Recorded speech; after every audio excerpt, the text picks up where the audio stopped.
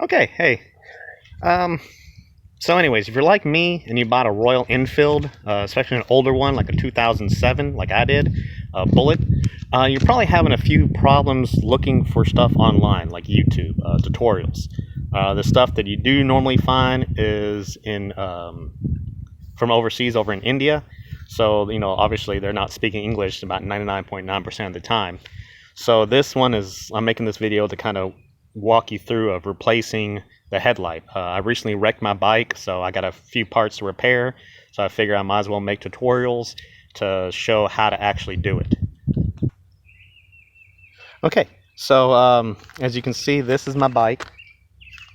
After I wrecked it, I ended up smacking that pretty good.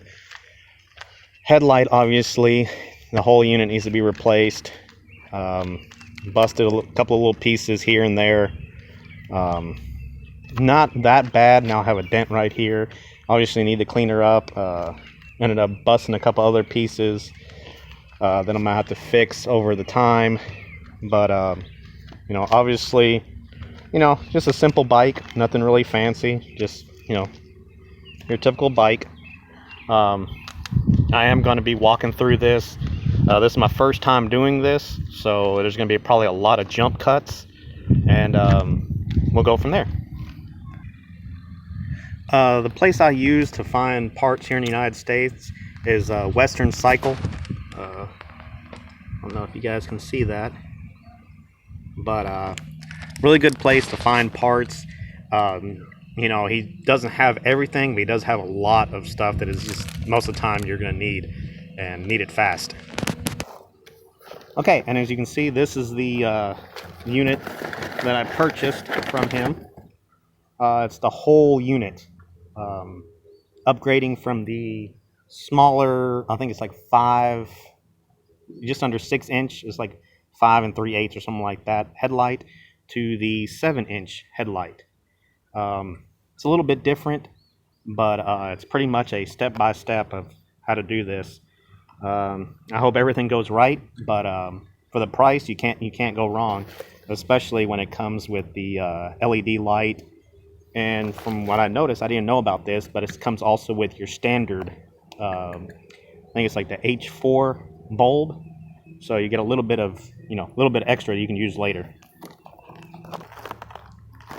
One thing that I noticed that obviously since I wrecked this one, when I hit, the screws got a little bent. The ones that actually mount it on the side. The new one doesn't come with those. It comes with the main one is like a little clip on the top, but the two side ones you're supposed to have to reuse.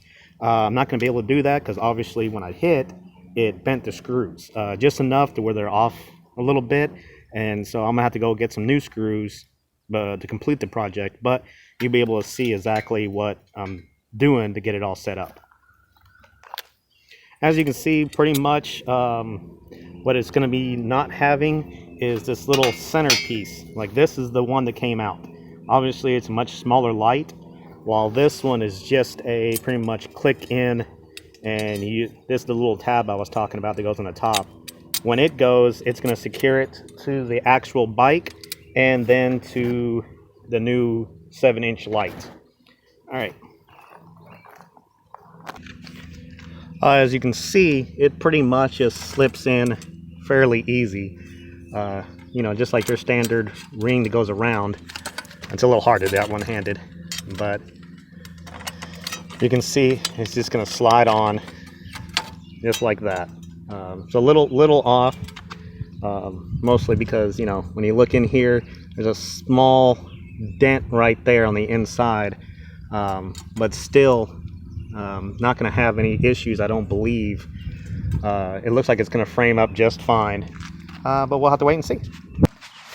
And one thing to note is with this setup, going from the smaller one to the bigger one, if you see on this one, you see that little inner piece, that's the adjuster. So you're not going to be able to adjust where your light's going to be pointing. It's just pretty much going to be pointed wherever it's going to point, which I'm pretty sure it's going to be just straight ahead.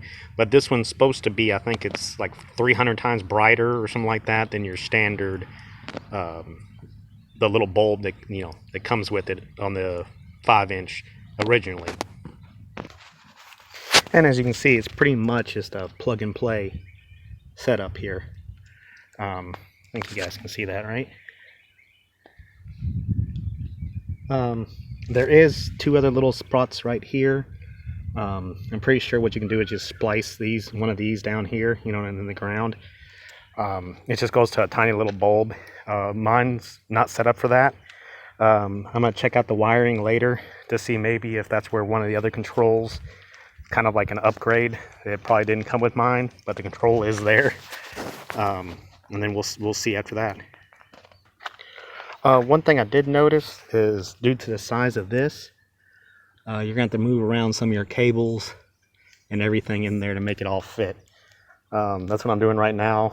And then I'll just have to rewire some of the cables, you know what I mean, put them in the right spot, kind of put them off to the left and the right instead of right there in the middle. Because obviously it sticks out quite a bit farther than the original light. Okay, so one thing I did find out about this, with the actual LED bulb with the little part on the back that is the fan and supposed to do all that cooling and everything because it's supposed to be a much stronger light. With my style of bike, the 2007 Royal Enfield Bullet 500, the Speedo cable. Sorry about that, house full of kids. As you see, like this light right here, you see how it's pretty much, you know, just barely sticks out.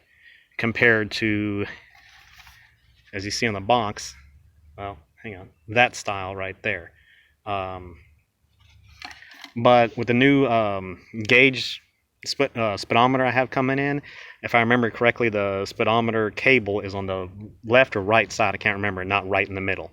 So most of you guys, before you buy this one, you may want to check on that. It may just be my year. That's the good thing about, you know, well, good and bad thing about the Royal Enfields is that I've noticed is you can literally buy one from a certain time, like earlier in the year, and then that same year model one later in the year, and they might have changed a few things. That's what makes it kind of hard to work on some of the older ones, is because stuff was constantly changing back and forth. But, you know, we'll always, you know, work through stuff and we'll figure out what's going on. But that's what it looks like afterwards. I do kind of like it because it does have this little dome, so I won't be getting the reflection, and it'll be, you know, more on the road. Don't know if that was a problem for, you know, other ones, but sometimes, you know, having that light just like right there beaming up sometimes threw me off. But at least that one's gonna, you know, put a little bit of a cover on it. I will, you know, post another video to see what else is gonna have to be moved, because as you see, some of the cables now, I mean, I'm gonna have to figure out some, I don't know if y'all can see that, but you know, yeah, it's a pretty tight fit back there. But no, I'll make another video once I get it up and running again, because during the accident my carburetor was messed up also. So I got to do a whole rebuild on that. But yeah, that's it for this one, and then we'll go from here.